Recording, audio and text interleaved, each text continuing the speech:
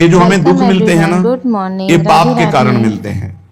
लोग मारे घूम रहे हैं दुख मिटाने के लिए, सोचते हैं कोई जादू कर दे, कोई टोना कर दे, कोई जंतुर बांध दे, कोई आशीर्वाद दे दे। अरे काहे को पागल हो? यदि तुम अच्छे आचरण करते हो, भगवान नाम जप करते हो, सद धर्म से चलते हो, तो तुम्हें किसी से आशीर्वाद मांगने की जरूरत नहीं। बात मान लीजिए, प्रार्थना मान लीजिए। दिखावे में लाखों लोग अपने जीवन को नष्ट करने के लिए तैयार हैं। ये माया का ही तो दिखावा है, जिसमें जन्म के जन्म हमारे नष्ट होते जा रहे हैं। सत्य मार्ग को क्यों नहीं पकड़ते हो? किसी के आशीर्वाद की जरूरत नहीं आपको आनंद प्राप्ति के लिए। आप आनंद के बच्चा हो, आनंद स्वरूप हो। जिनसे आशीर्वाद मांगते हो उनके अंदर जो आत्म तत्व बैठा है वो तुम्हारे अंदर बैठा है। वही संपूर्ण आनंद लिए तुम्हारे अंदर बैठा है। तुम्हें किसी से गिगियाने की जरूरत नहीं। बस तुम अपने स्वरूप को नहीं पहचान पा रहे हो, अपनी शक्ति को जागृत नहीं कर पा रहे हो, इसलिए तुम दौड़े घूम रहे हो। भागने की जरूरत नहीं है। सत्संग सुनो, उसे अपने आचरण में उतारो। ये बात आप कागज में लिख लो, चाहे दिमाग में लिख लो। जब तक आपके आचरण शुद्ध नहीं होंगे, जब तक आप भजन नहीं करोगे, जब तक आप दूसरों को सुख नहीं दोगे, मन वचन कर्म से किसी को भी दुख नहीं पहुंचाना, तब तक आप भागे। और यहां से लेकर ब्रह्मलोक तक अगर आपको सुख मिल जाए तो बता देना। आ ब्रह्म गुणान लोकान पुनरावर्तिनो, अर्जुन यहां सुख मिलने वाला है। आ ब्रह्म स्तंभ पर्यंतम सर्वम मायामयम जगत, यहां सुख मिलने वाला है। अगर सुख सिंधु भगवान का भजन नहीं करेंगे, बैठ के अपने घर में बैठकर आधा घंटा भजन नहीं करेंगे, मारे घूम रहे हैं, सोच रहे हैं भगवान का अवतार है, हमारा कल्याण हो जाएगा। ए भाई, जब भगवान वास्तविक अवतार लिए और जो भजन नहीं किए उनका भी कल्याण नहीं हुआ। भगवान के अवतार के समय हम भी रहे होंगे कहीं ना कहीं, किसी जीव जंतु के रूप। कल्याण हुआ क्या? अब भजन करोगे तो कल्याण हो जाएगा। हमारी बात मान लो। बार बार आपको कभी कड़वे शब्दों में, कभी मीठे शब्दों में बताते हैं, ए भाई, बचपन से भगवान के मार्ग में लगे हुए हैं, हमको अपना कर्म भोगना पड़ रहा है। जो शरीर रचना के समय रचा गया था, वो सुखद या दुखद कर्म भोगना पड़ा। तो रामकृष्ण परमहंस जी के कैंसर था, भाई जी हनुमान प्रसाद पोद्दार जी के उदर में कैंसर था, बड़े बड़े महापुरुषों को भोगना पड़ा। तो प्रारब्ध को भोग लो। ये भोगने की सामर्थ्य नाम जप से आ जाएगी, और नाम जप करके जन्म मरण के चक्र से मुक्त हो जाओ। मान लो मेरी बात। क्या वृंदावन की परम पावन रज से बढ़कर त्रिभुवन में कोई रज है? इस रज में बैठकर तुम्हें आनंद नहीं मिल रहा तो कहां मिलेगा तुम्हें? क्या भगवान नाम से बढ़कर कोई अमोघ शक्ति है जो भगवान को अधीन कर सके? सुमिर पवन सुत पावन नामो अपने बस करी राखे रामो। लेकिन समझ में नहीं आता। ये जीव सोचता है कोई तपस्वी, कोई सिद्ध से हमारे दुख दूर हो जाएं। नहीं, भगवान के वचन सुन लीजिए। दैवी हेषा गुणमयी मम माया दुरत्तया मामेव ये प्रपद्यन्ते माया में ताम तरंतिते। ये गुणमयी माया को पार करना बहुत कठिन है। एकमात्र उपाय है, मेरी शरण में आ जाओ। हरि शरणम श्री कृष्ण शरणम ममो। जब तक प्रभु की शरण में नहीं, तब तक माया मुक्त। पर समझ में नहीं आता। लोगों को ऐसा लगता है मैं जाऊंगा, आशीर्वाद मिलेगा, मैं सिद्ध हो जाऊंगा, सब दुख नष्ट हो जाएंगे। आप समझो, हमारी प्रार्थना को समझो। हम अंदर से पीड़ित होकर बोल रहे हैं, आप लोग समझते नहीं हो। भगवान का भजन किए बिना कहीं भी भाग के चले जाओ, आपको शांति नहीं मिलेगी प्यारे। और घर में बैठकर यदि भजन करोगे तो घर तीर्थ हो जाएगा, घर में भगवान पधारेंगे, आप आनंदित हो जाओगे। संत संग का फल होता है भागना, मिट जाना। सत्संगति संस्कृति कर अंता, ये जो जन्म मरण का भागना, ये मिट जाएगा। ये छोटे मोटे भागने से, शब्द सुना, मनन किया, आचरण में लग गए। कभी महीना 2 महीना में अगर संयोग बना तो हम बैठ के सत्संग सुन रहे हैं, नहीं तो हमारे पास यंत्र है, हम रोज उससे नवीन उत्साह प्राप्त करें भगवत मार्ग में चलने का। जब मिले तब दर्शन कर लिए, नहीं तो हम उनकी आज्ञा पर चल रहे हैं, तो हमारा सदैव सानिध्य है। भागने की जरूरत नहीं भाई, नहीं। थोड़ा चैन लो, थोड़ा शांति लो। भागने की जरूरत नहीं है। अंदर से भगवान को सुमिरन करने की जरूरत है। थोड़ा संयम में आओ। जिसको देखो मनमानी आचरण कर रहा है, सोचता है कोई संत महात्मा आशीर्वाद दे देंगे, तो तुम्हें संत महात्मा मिलेंगे ही नहीं। तुम करोगे पापाचरण तो संत महात्माओं का सानिध्य ही नहीं मिलेगा। पापवंत कर सहज स्वभाव भजन मूर्ति भावन काऊ, जो पे दुष्ट हृदय सोई होई मोरे सन्मुखाव की सोई। अच्छे आचरण करो, घर बैठे महात्मा मिल जाएंगे। कोई आ जाएंगे ऐसे, तुम्हें कृतार्थ कर जाएंगे। कहीं तुम भेज दिए जाओगे जिनके वचन से तुम कृतार्थ हो जाओगे। हमारी प्रार्थना को मानिए। अपने इस अमूल्य मानव जीवन को कूड़ा करकट की तरह मत नष्ट कीजिए। श्रीपाद कह रहे, नेत्रे उत्पाटित सपद स्त्री क्षणे लालसा चेत यदि ये गंदी लालसाएं उत्पन्न हो रही हैं तो थोड़ा शासन में लाओ अपनी इंद्रियों को, छूट मत दो। बहुत जीवन व्यर्थ कर दिया इन इंद्रियों ने, अब सावधान हो जाओ। तुम स्वतंत्र सिंहवत जीवन व्यतीत करने के लिए मानव जीवन प्रकट किए भगवान ने तुम्हारा। तुम इंद्रियों के गुलाम होकर, मन के गुलाम होकर, भोगों के गुलाम होकर के जीने के लिए नहीं आए हो मनुष्य देह में। देवता तरसते हैं इस मानव देह के लिए। क्यों? क्योंकि साधन धाम मोक्ष कर द्वारा, इससे साधना करके हम जीवन मुक्त महापुरुष हो सकते हैं। लेकिन नहीं, बस कोई ऐसा कुछ कर दे जिससे हमारा पति बन जाए, कोई ऐसा कर दे कि हम स्वस्थ हों, को भोग भोगें, कोई ऐसा कर दे सारी झंझटें मिट जाएं। अरे औरों की तो बात जाने दो, भगवान जिनके घर में अवतरित हुए आप वहां दृष्टि डालिए। इतने बड़े भजनानंदी महात्मा वसुदेव और देवकी कंस कारागार में बंद किए हुए भगवान पधार रहे हैं, हथकड़ी बेड़ियों से जकड़े हुए। आप विचार कीजिए, भगवान के सिवा तुम्हें कोई बंधन मुक्त नहीं कर सकता। और सब तरंगे हैं, भगवान भगवान है, हमारी बात को समझ लो। भगवान भगवान है, भगवान के भाव में डूब करके सब भगवत स्वरूप हैं। तरंग में वायु विकार है, वायु विकार हटा तो समुद्र ही है, पर इतना भेद है कि समुद्र करोड़ों अनंत तरंगे प्रकट कर सकता है, लेकिन एक तरंग समुद्र नहीं प्रकट कर सकती। ऐसे ही जितने महापुरुष हैं, जितने सिद्ध महापुरुष हुए, भक्त हो चाहे ज्ञानी हो चाहे योगी हो, वो माया विकार को नष्ट करके ब्रह्म रूप में लीन हो गए, तो ब्रह्म स्वरूप वो भी हो गए। ब्रह्मविद ब्रह्म ही भवति। लेकिन ब्रह्म तो ब्रह्म है, जिसने एक संकल्प मात्र से अनंत सृष्टि का सृजन कर दिया, उसकी समानता करने वाला त्रिभुवन में कोई नहीं। तो उन्हीं भगवान की, चाहे निराकार मानो, साकार मानो, सगुण मानो, निर्गुण मानो, उन्हीं भगवान की शरण में जाने के लिए सब संत महात्मा, और जो भगवान की शरण से अलग करके अपने को भगवान माने, तो हमें लगता है फिर बचना चाहिए ऐसे भगवानों से, जो अपने वचन से, अपने आचरण से, अपने हृदय की भावनाओं से जीवों के माया जनित आकर्षण को नष्ट करके श्री भगवान से प्रीति करावे। उसे संत कहते हैं, उसे ब्रह्मर्षि कहते हैं, उसे महात्मा कहते हैं, उसे भक्त कहते हैं। शास्त्र उठा के देख लो, ब्रह्म स्वरूप हो गए हैं। दूसरों ने अनुभव किया कि साक्षात ब्रह्म है, लेकिन वो जब बोले तो अपने को ब्रह्म नहीं बोले। गोस्वामी तुलसीदास जी साक्षात भगवान के स्वरूप हो चुके। वो क्या कह रहे हैं? जो मैं अपने अवगुण कहूं, बाढ़े कथा पार नहीं लहूं, ताते मैं कछु अलप बखाने, थोड़े महू समझे सयाने। कह रहे मैं अपने अवगुणों की यदि कथा कहूं तो ग्रंथ भर जाएगा। थोड़े बता दिए हैं कि मैं अवगुणी हूं, इसमें जो विवेकी जन है वो समझ पाएंगे मेरी बात को। क्या समझ पाएंगे?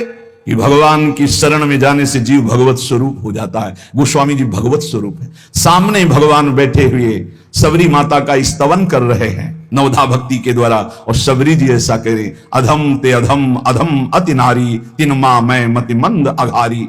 ये है महापुरुष, भगवान के चरणारविंद की नाम की लीला कथा की वृत्ति हृदय में जिनके संग से जागृत हो, वही सत्संग है। हम लोग बड़े बावरे हैं। अरे तरंग कभी समुद्र प्रकट कर सकती है?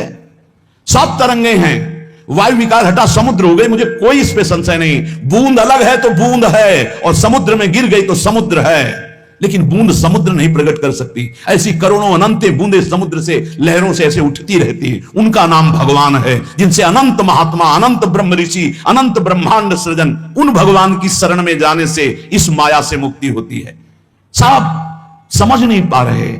अरे जिनका नाम जप कर, जिनका चिंतन करके, जिनके आश्रय से जीव ब्रह्ममय हो जाता है, भगवत स्वरूप हो जाता है, वही तुम्हें करना है। यही सत्संग से प्राप्त होता है। अगर ये ना प्राप्त हो तो सत्संग नहीं है, वो कहीं ना कहीं घुमा करके हमको भटकाया जा रहा है।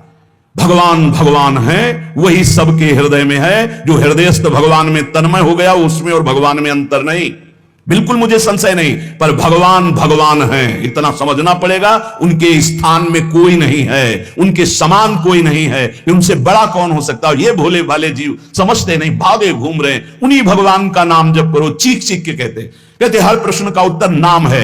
अगर नाम जप करके देखो तो प्रश्न ही नहीं रह जाएगा, सब समाधान हो जाएंगे। और भागे घूमे तो कभी प्रश्न की कभी शांति नहीं होगी, संशय पर संशय उठता चला जाएगा।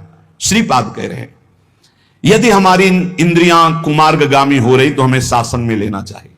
शासन में नहीं लोगे तो शासन तुम्हें शासन में ले लेगा। दो शासन है, एक है राष्ट्रीय शासन और एक है भागवतिक शासन।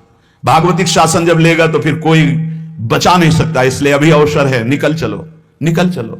भागने की कहीं जरूरत नहीं, किसी से आशीर्वाद नहीं मिलेगा। कब होगा? हम कह रहे राधा राधा जपो, अगर कल्याण ना हो जाए तो हमें बता देना। भगवान अर्जुन से क्या कह रहे हैं? सामने अर्जुन जी खड़े हैं, कह रहे तुम मुझे तभी अनुभव कर पाओगे जब अनन्य चेता सततम यो माम स्मृति नित्य सा तस्याम सुलभा पार्थ। सामने खड़े हो, कह रहे सुलभ नहीं हूं मैं, सुलभ उनके लिए हूं जो मेरा अनन्य भजन करते हैं, अनन्य चिंतन कर। पकड़ ही नहीं पा रहे, लाख सत्संग सुन रहे, पकड़ ही नहीं पा रहे। बिल्कुल नहीं, ऐसे नहीं। थोड़ा विवेकवान हो, मनुष्य जीवन मिला है।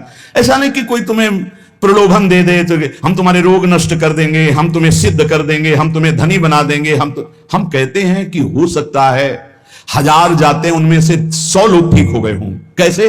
पूर्व का पुण्य 100 का तुक्का लगा और ठीक हो गए। वो कहते हैं कि मैं कसम खा के कहता हूं मैं ठीक हो गया हूं। हम बिल्कुल 100% मानते हैं ठीक हो गए, लेकिन उसके प्रताप से नहीं, आप अपने पुण्य प्रताप से ठीक हो गए। आपके ठीक होने का समय आ गया है, इसलिए आपका तुक्का लगा, आप गए, यश उसको मिल गया और आपका काम बन गया। हमारी बात को समझो। अपने लोग बहुत शास्त्र सम्मत, बहुत उसको सुलझ कर भगवत मार्ग को चल करके आपको बोल रहे हैं। अगर इन कर्मों को मिटाने के लिए जो हमारे शास्त्र बने हुए हैं उनके सिद्धांत के अनुसार चला जाए तो मिटा दिया जाएगा। लेकिन जब मिटाने की सामर्थ्य आती है तब लगता है अब इसको रख के क्या करेंगे, हमारे को तो प्रभु के पास जाना है, हमें तो दिव्य भाव देह प्राप्त है, हमें अपने स्वामी, अब इस शरीर का क्या करेंगे। तो जैसे सांप अपनी केचुल से संबंध नहीं रखता, ऐसे महापुरुष अपने शरीर से संबंध नहीं रखते। आप हमारी बात को समझ नहीं पा रहे, भटकते घूम रहे हैं, मारे घूम रहे हैं, क्लेश, अशांति, नाना प्रकार के दुख। अरे भाई, भगवान की शरणागति प्रतिपल परमानंद प्रदान करती है। क्यों नहीं शरण में हो जाते? क्या तुम्हारा पांच भौतिक देह नहीं? क्या हमारा पांच भौतिक देह नहीं? क्या तुम भगवान के अंश नहीं? क्या हम भगवान के अंश नहीं? अंतर क्या है? तुम संसार का चिंतन करते हो, भगवान का चिंतन करते हैं, तो क्या तुम भगवान का चिंतन करके नहीं बन सकते महापुरुष? क्या तुम स्वयं ऐसी शक्तियों को जागृत नहीं कर सकते? तुम सो रहे हो, जागो, भागने की जरूरत नहीं। ये जो गलत इंद्रियां जा रही हैं, इन इंद्रियों को रोकिए, भगवान की तरफ लगाइए। नहीं लगाओगे तो कहीं भाग के चले जाओ, धोखा ही मिलेगा, तुम्हें शांति नहीं मिल सकती, तुम्हें विश्राम नहीं मिल सकता, तुम सुखी नहीं हो सकते। इन बातों को लिख लो और पूरे विश्व में घूम के चले आओ, चाहे जहां चले जाओ, कुछ नहीं होने वाला। मारे मारे केवल घूमते रहो, समय बर्बाद करते हो। वही समय एकांत में बैठकर राम कृष्ण हरि बोलो, राधा बोलो, अभी आनंद आ जाएगा। हम ये नहीं कहते कि तुम करोड़पति बन जाओगे, तुम्हारे सारे काम बन जाएंगे, लेकिन हम ये कहते हैं कि तुम्हारा हृदय शांत हो जाएगा, तुम्हारा भागम भाग मिट जाएगा, तुम एक गंभीर हो जाओगे, धैर्यवान हो जाओगे, तुम लड़ना सीख जाओगे दुखों से, तुम सुखों से भूल करके पापाचरण कर बैठे हो। दुखों में इतना तुम हो जाते हो कि अपने जीवन को भी नष्ट करने की सोच। ये सब भगवत विमुख जीव का लक्षण है। भगवत सन्मुख होने पर सुखों में दूसरों को बांटा जाता है और दुख में सहकर भगवान के नाम का स्मरण करते हुए उस दुख के समय को काटा जाता है। समझते नहीं। श्रीपाद प्रबोधानंद जी कह रहे हैं कि यदि कहीं मुझे भगवत आश्रय मिल गया, धाम का वास, और मुझे मन ऐसा कहता है कि चलो बाहर घूमते हैं, अमुक तीर्थ, तो कह रहे हैं मैं पत्थर का टुकड़ा लेकर अपने पैरों को कुचल डालूंगा, क्योंकि ऐसा अवसर मुझे बार बार नहीं मिलेगा। धाम का अगर वास मिल गया तो मैं धाम छोड़ने वाला नहीं। पादौ संचूर्णयत शिलया चेद्वहि स्याद ये आशा। यदि ये आशा मन में जागृत हो गई, चलो अमुक जगह घूम आते हैं और धामवासी हैं, अखंड व्रत लिया है, तो बोले पैरों को हम चलने लायक नहीं रखेंगे, पर वृंदावन से बाहर नहीं जा सकते। सद्यः प्राणास्त्यजतु बलिभिर नेतुमारभ्यते चेत। यदि कोई बलवान पुरुष मुझे बांध कर बाहर ले जाना चाहे तो कह रहे हैं बद्ध्वा देहु बहिर्कपटा आशास्ति वृंदावन, उसी समय प्राण त्याग दूंगा। अगर कोई बलवान जबरदस्ती मुझे बांधकर वृंदावन से ले जाना चाहे तो उसी क्षण वृंदावन में प्राण त्याग दूंगा, बाहर नहीं जाऊंगा, क्योंकि धाम की कृपा से अनंत जन्मों की बिगड़ी बन जाएगी, भगवत प्राप्ति हो जाएगी। यह कुर्याद गुरु तल्प कोटि गमनम हन्याच विप्राबुदम स्वर्णं चापि हरेत पिबेच्च मदिराम संसर्गवान तादृशैः। श्रीपाद बहुत अनुभवी महापुरुष हैं। अन्यंचोद्भट गोवदाध्य घचयम कुर्वीत सोप्यामृति श्री वृंदावन वास निश्चय सुनिर्वाही महाधार्मिक। यदि आपको ज्ञान नहीं रहा हो, आपसे ऐसे पाप बन गए हैं, गुरुपत्नी गामी सबसे महापापों में पहले आता है, फिर आता है जो ब्रह्म ऋषिजन हैं उनकी भार्या, फिर आता है मद्यपान, मदिरापान करना, फिर स्वर्ण की चोरी करना, और जो ऐसे पुरुषों का संगी है वो महापापी, गौ हत्या करना महापाप, ऐसे जो महापापी जन हैं, पाप हो चुके हैं उनसे, अब वो विचार करें कि मेरा कल्याण कैसे हो सकता है, मैं तो महापापी हूं। तो श्रीपाद करें हर जीव को अंतिम सांस तक भगवत प्राप्ति का मार्ग खुला है। बहुत बड़ी बात है, बहुत बड़ी बात है। आज तक भोगना पड़ रहा है गुरुपत्नी गामी का कलंक चंद्रमा जी को, आज तक। ये बड़े बड़े महत पाप हैं जो लोग नहीं समझते हैं।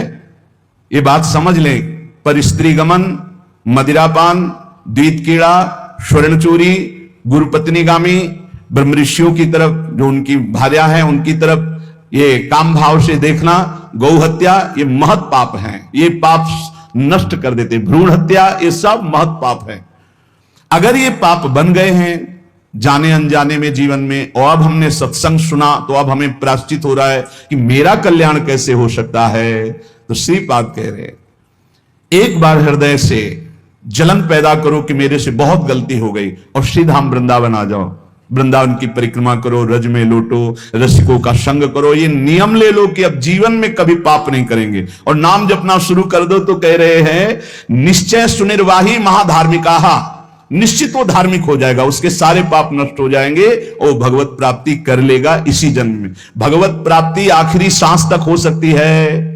आखिरी सांस में बोला राधा राम कृष्ण हरि, बिल्कुल भगवत प्राप्ति हो जाएगी। विश्वास कर लो इस बात पे। इसलिए कोई भी कभी निराश ना हो कि मुझे भगवत प्राप्ति नहीं हो सकती, मेरा कल्याण नहीं हो सकता। इस श्लोक में श्रीपाद ने बताया यदि ऐसे महापाप किए हुए हो तो सीधा वृंदावन आ जाओ। धाम है भगवान का, निज धाम है। जो बड़े बड़े तीर्थों के अवगाहन से पाप नष्ट नहीं होते, जो कि महापाप कहलाते हैं, वो धाम में रज में लौटने से, परिक्रमा करने से, नाम कीर्तन करने से, सत्संग सुनकर सतमार्ग में चलने से। कह रहे हैं निश्चय सुनिर्वाही महाधार्मिका, निश्चय उसके सारे पाप नष्ट हो जाएंगे और वो धार्मिक ही नहीं महाधार्मिक हो जाएगा। धर्माख्याम अपि नैव वेत्ति सकला, धर्मिर निगीर्णो सकृत, चांडालैरपि धिकृतः कुचरिता, नम्लेच्छैरपि न्यकृतः, अत्युच्छृंखलया निजोरु कृपया, शान्त्या च वृंदावनम, स्वस्मिन्नामृति चेद ददाति वसतिम, धन्योस्ति वृंदावने। यदि ऐसा पुरुष है, ऊपर के श्लोक में जो बताया महापापी, अब कह रहे हैं अगर ऐसा पुरुष है कि कभी धर्म की चर्चा ही नहीं सुनी, जो सदैव अधर्म में ही ग्रस्त रहा है, और इतना नीच है कि पापी लोग भी उसकी निंदा करते हैं। कुछ पाप ऐसे होते हैं जिनकी पापी लोग भी निंदा करते हैं। जैसे जेल कोई जाता है, हमें बताया गया है, तो उनमें कैदी लोग पूछते हैं क्या करके आए, वो बताया गया कि भाई ये राष्ट्र रक्षा के लिए ऐसा ऐसा किया, पर अधिकार नहीं था, तो अनाधिकार चेष्टा में इसने अपने समाज की रक्षा के लिए ऐसे ऐसे किसी ऐसे उपद्रवी को मारा। तो हाथ मिलाते हैं उसको ये कहा क्या है, बोले अपनी बेटी के साथ ऐसा गंदा आचरण कर। तो बोले वहां के कैदी भी गुस्सा होकर उस पर दृष्टि रखते हैं, उसे घृणित दृष्टि से देखते हैं। तो यहां कह रहे हैं जो धर्म की वार्ता नहीं जानता, अधर्म से ग्रसित रहा है, और नीच पुरुष पापी लोग भी उस पर क्रोध दृष्टि से देखते हैं कि बहुत ही नीच है ये। ऐसे खोट कर्म करने वाला समाज से जो बहिष्कृत हो चुका है और निश्चित हो चुका है कि अब इसकी दुर्गति पक्की है, उसके लिए भी एक चांस है। बोले निजोरु कृपया शांत्या च वृंदावनम, स्वस्मिन नामृत चेत ददाति वसतिम, धन्योस्ति वृंदावने। बोले निज कृपा से वृंदावन उसको पावन कर सकता है यदि वहां करके ये जीवन भर का नियम ले ले कि अब मरूंगा तो इसी रज में वृंदावन से कभी बाहर नहीं जाऊंगा, तो असीम कृपावान प्रिया प्रीतम का निज धाम ये उसके सारे पापों को नष्ट करके उसे धन्य कर, धन्योस्ति वृंदावने, उसे धन्य बना देगा। पहले में महापापों का वर्णन किया, दूसरे में नीच आचरण करने वाला अधर्मी जो सबसे ज्यादा तिरस्कृत है, वो भी अगर श्रीधाम वृंदावन में आमरण वास स्वीकार कर ले कि अब वृंदावन, वैसे तो मैं बहुत पापी नीच हूं पर अब वृंदावन को नहीं छोड़ सकता, आजीवन वृंदावन वास करूंगा चाहे जितना कष्ट मिले। तो श्रीपाद कह रहे हैं चेत ददाति वसतिम, धन्योस्ति वृंदावने। वो वृंदावन वास स्वीकार करने के कारण वृंदावन की कृपा से निष्पाप होकर धन्योस्ति, धन्य हो जाएगा, अर्थात उसको भी भगवत प्राप्ति हो जाएगी। कभी भी उपासक भेद मत में पढ़कर तर्क वितर्क न करे। हरिहर सब एक हैं, हरिहर सब एक हैं। जैसे पीछे कहा था ठाकुर ठाकुर सब एक है, संत संत सब एक, और जो संतन का सेवन करे सो जागे शुद्ध विवेक। ऐसे यहां कह रहे हैं तुकाराम जी के हरिहर में भेद नहीं है। जो भेद फैलावे, लड़ाई झगड़ा करे, ऐसे से दूर रहना। मिठास में चीनी है, चीनी के खिलौने बने हैं, एक सवार बना हुआ है, एक घोड़ा बना हुआ है। दोनों में चीनी क्या कम है क्या? बराबर चीनी है। चाहे घोड़े से शुरू करो तो मिठास, सवार से शुरू करो। दीपावली में आते ना बने, ऐसे ही चराचर जगत में सेवक स्वामी बना वही सच्चिदानंद है।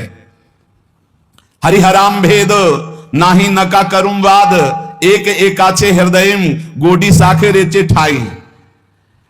जहां हरिहर में कोई भेद करके निंदा करने लगे, वहां से कान में उंगली डाल के चल देना चाहिए। एक ही ये परम तत्व है। ये झूठ मूठ अज्ञानी जन बहस करते रहते हैं, इनके हृदयों में बिल्कुल भगवदानंद की मिठास नहीं है, इनकी बातें नहीं सुननी चाहिए। भेद करने वालों की दृष्टि में जो माया का पर्दा लगा हुआ है, भक्तों की दृष्टि में वो पर्दा नहीं होता। वो बेपर्द देखते हैं कि सर्वत्र एक ही भगवान विराजमान है।